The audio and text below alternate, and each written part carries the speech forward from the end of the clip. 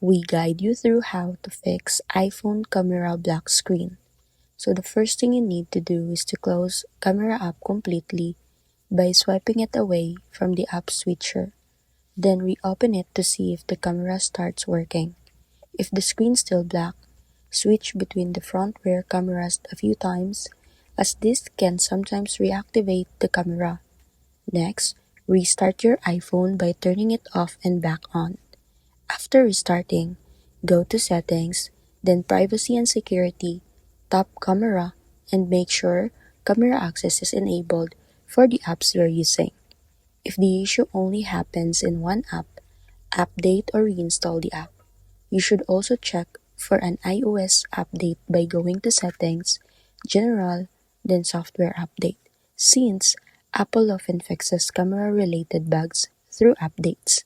If the problem started after installing an accessory or using camera lens attachments, remove it and test the camera again. As a final software fix, back up your iPhone and go to Settings, General, Transfer or Reset iPhone, then choose Reset and tap Reset All Settings.